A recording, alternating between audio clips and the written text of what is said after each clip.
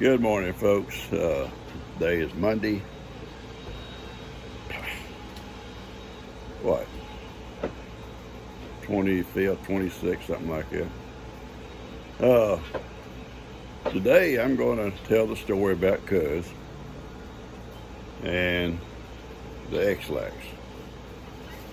So, I happen to be a victim in a way. Cuz took advantage of my good nature. Now, let me say something before I do this video. Y'all, Cuz is a good man. Cuz is a good husband. He's a good father. Best friend a person could have. Saying that. Cuz has an evil side to him. Yeah, I love him, but here goes the story. Hope y'all enjoy it. Yeah, I'm going to tell the folks about your Ex-Lax story. Oh, they all comment on how nice you are. They gonna see the real Cuz. Well, you wait till I got a bowl over there.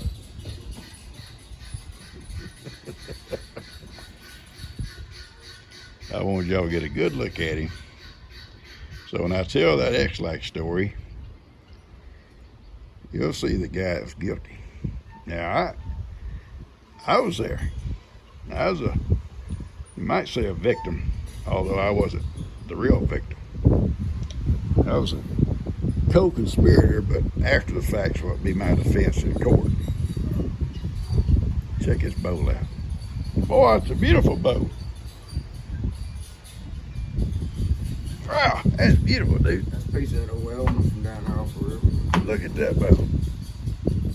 So that's where it grows, two pieces grow together.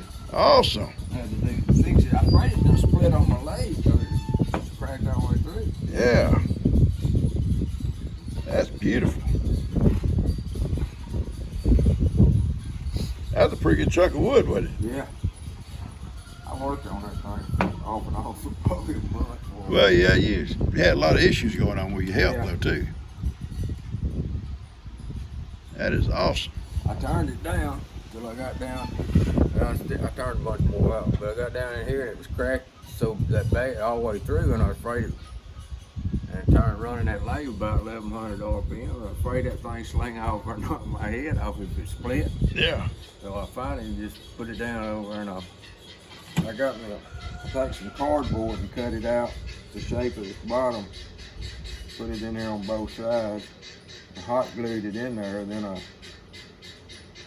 poured that epoxy in there so it would hold it in that one spot. Didn't want to waste all that epoxy. And then when it got hard, you was able to sand it all down. Yeah. That is awesome. I would have never thought that wood would have had those. That's beautiful wood. You know, it is beautiful I never wood. had no idea it had that type of wood grain to it. I never would either.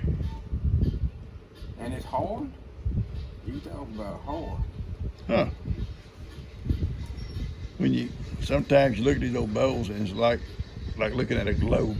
You know, like see all these lines like a country One or guy I something. see made one. He made it round after the globe. It's beautiful. That's beautiful. All right, guys, here's the story y'all been waiting on. Back in the 80s, Cuz and I, Cuz cut logs, worked in the woods cutting logs for a living, and I taught a shop class and drove a school bus. And every Friday, he and I on Friday nights would get together, go down on the river, we'd build a big fire and set our chairs right there. We'd sit and talk and about, what went on during the week, politics, tell a few jokes, just, having a good time,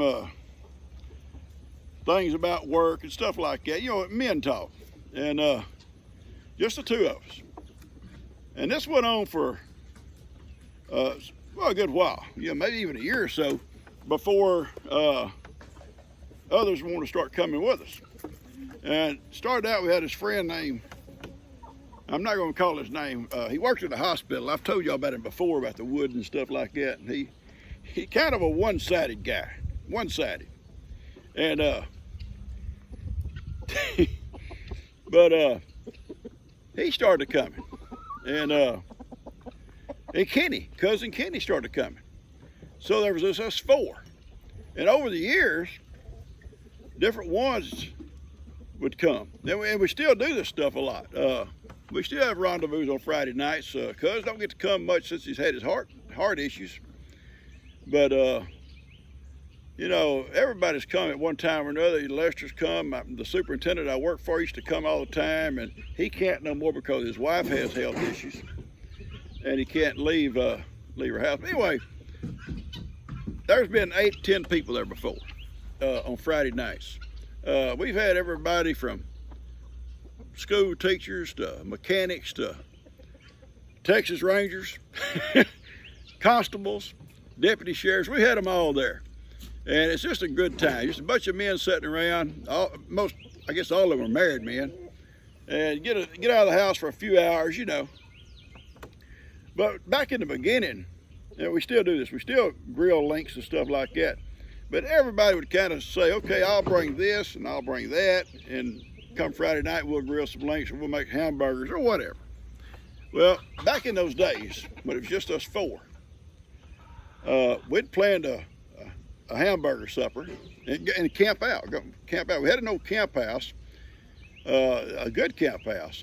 Hurricane Harvey took it away, but it had a big room with a wood heater in it, like a 12 by 20 or something like that, and then go out a side door on a big screen porch, was like an 8 by 20, and that's where we kept our bunks. And if it was wintertime, we'd sleep in there by the heater. And it had on the front porch like a little landing with a stairway. And so we'd still build a fire out there on the ground and sit around there. Unless the weather's bad, we'd go and build a fire in the wood heater. But this particular night, we'd planned this camp out, and the week before we'd always plan these things, and then someone would say, well, I'll bring the links or the hamburgers and the meat, and someone would say, well, I'll bring the buns and chips, and someone else bring this or that, and they go around the circle. So when it come to Doc, Doc might as well just say I passed, because Doc never volunteered to bring nothing. 2 things Doc would show up with, 2 things. Every time. Doc showed up with hunger, and he showed up with a thirst. That was it. That was Doc's contribution. And like I say, he works in the hospital, made good money. He probably made more money than any of us, but he just wasn't going to spend it on us. Anyway, planned this camp out, and gonna have hamburgers and stuff. And Cuz and I had got during the week, bought everything we needed. Well, Cuz come by my shop that Friday afternoon. He got off work early. It's fairly cold, not real cold, but about, you know, in the 50s. And we're gonna camp and have hamburgers. And he said, I'm gonna bring some hot chocolate. Hot chocolate. Cuz we're men, we're men. Well, there's a reason for this. There's a reason. And he held up his little package, X-Lax. In my mind, I knew where he was going. I knew where he was going with this. And he says, I'm gonna make 2 thermoses of hot chocolate. And he said, I'm gonna put some of this in one of them, and I'll mark it. And he said, that's gonna be for Doc. Leave that alone, Moki. Leave that camera alone. I'm here in the goat yard, and Moki decided she'd come over and mess with the camera. I'm gonna put hot chocolate in both of them, but I'm gonna put this X-Lax in one of them, or some, and mark it. He says that tonight we have some hot chocolate around the fire. Make sure Doc gets this with the mark on it. I'm innocent. We get down there, and because I built a fire, and Cuz drives up and he sets the thermoses on the end gate. He said, this one here is for Doc. Don't mess up. All right. See, I become a co-conspirator after the fact. This is not something I would have done.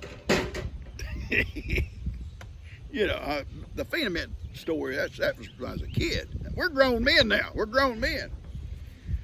So sure enough, here comes Doc in his little white Nissan truck. He drives up and just throws rocks and dirt all up on us, you know, and gets out, big old laughing and talking trash. And he didn't bring nothing.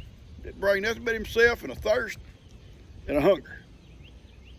Yeah, what are we eating, boys? What are we eating? What y'all got to drink?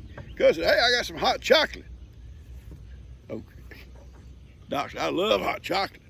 I said, I'll pour you some.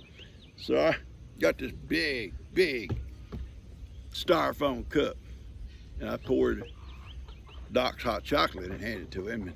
And I'm gonna try to do this like he did it. It's hard. Man, this is rich stuff. I almost spit mine out because I poured out of our other little thermos. We only put a little bit in ours because we're really not hot chocolate, drinkers. He drank it and wanted more, so I said, "Here, take the thermos." And he took the thermos and finished it. Then finished ours. That's how greedy he was. So we went ahead and cooked our hamburgers that night and went up to our bunks. And the bunks had like 3 bunks on one wall and next to the screen, and one on each end. And Doc was in one of those. I was in one, and Cuz on the one on the end next to mine. Kind of where I was laying, Cuz was crossways from me, but he could reach me. About midnight we went to bed. About 2 o'clock in the morning, maybe 3.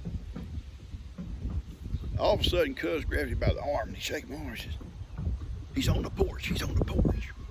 Well, that little landing or porch on the front was outside the main part of the cabin, so we're listening, see what kind of body function's taking place. We're listening, trying to be quiet. He just had to go pee. So we lay back down like we're asleep. When he comes back in, he gets back in his bunk. About 5 o'clock, we heard this terrible noise. Bam, bam, bam, bam. He's trying to get his boots on that old floor. And he ain't trying to pull them on, he's trying to kick them on. And he jumps up and he takes off, almost at a dead run, out the door, through the main cabin, out of the porch, down the stairway, into his little white Nissan truck, and took off, spinning rocks and dirt and grass all over our camp house and all over our trucks.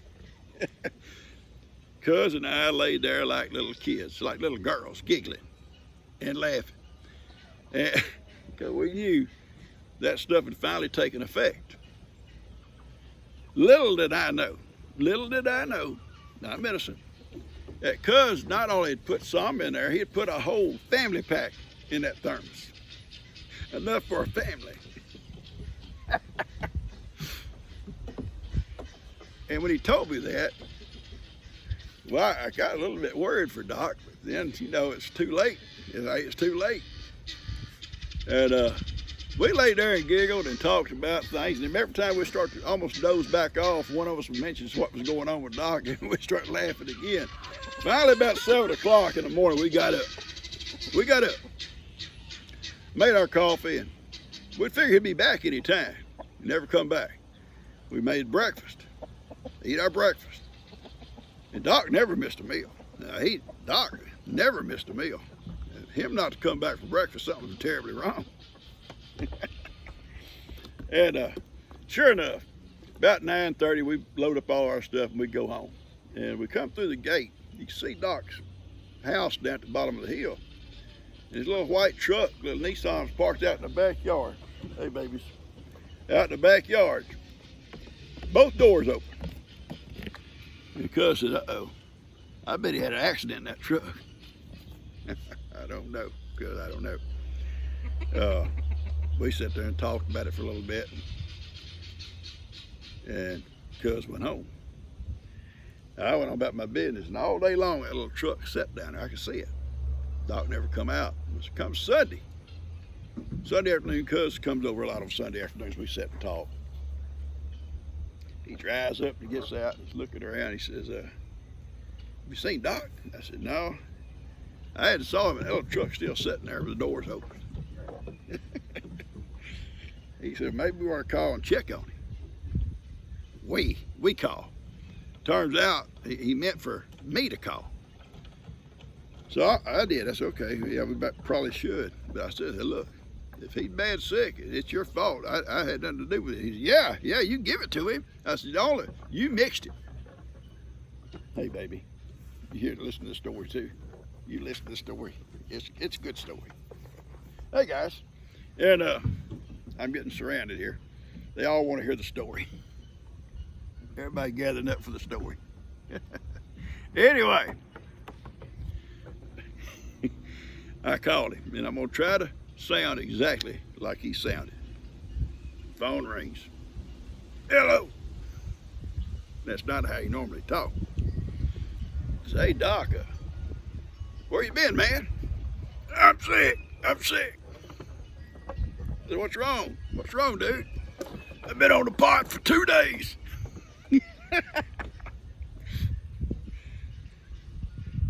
It's not funny, I know. That's not funny. Don't y'all laugh. I'm serious. Don't none of y'all laugh. And I said, oh man, I hate to hear that. I said, you must have ate something bad. And he says, are y'all sick? I looked at Cuz and we both said it at the same time. We never felt better. Anyway, a few days later, Doc got over it. He got over it. And to this day, 30, 40 years later, we still see him. He moved away. But we still see him now and then. We've never told him what Cuz did to him. Oh yeah, it's Cuz's fault. It's Cuz's fault. What are you doing? I don't need you to lick on my ear. So anyway, that's the story about Doc. Now I'm getting a back rub.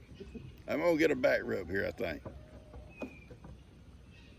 I've got deodorant on, so I don't smell bad.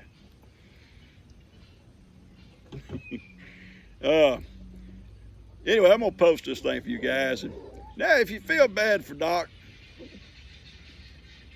if you met him, you'd get over it. You'd get over it real quick. But we had a lot of fun out of Doc, but Doc was a pretty greedy guy. He would not bring nothing but a thirst and an appetite. And if you run out of food, run out of something to drink, he was gone. He just get up and leave. Never say thanks or nothing. I hope you guys enjoyed this. Y'all take care.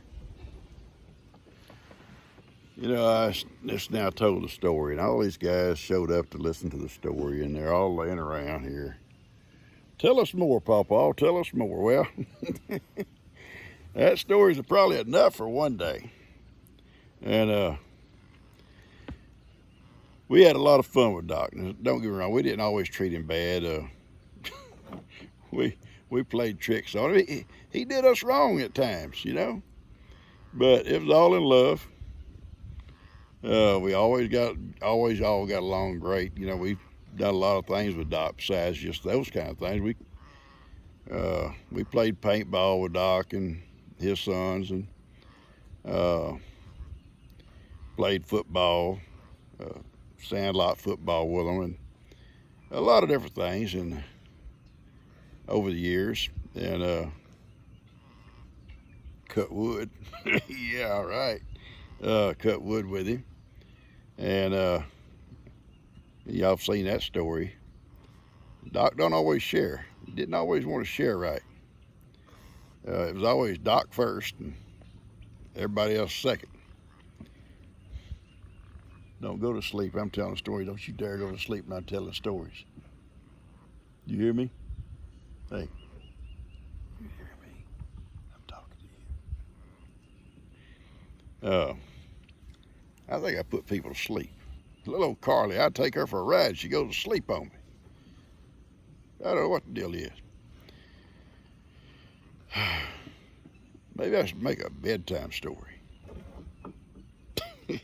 Yeah, right. I'm going to close this thing off. I just want to tell you folks, I love y'all. I hope you enjoyed the story. we've had some great times. Besides doing stuff like that with Doc.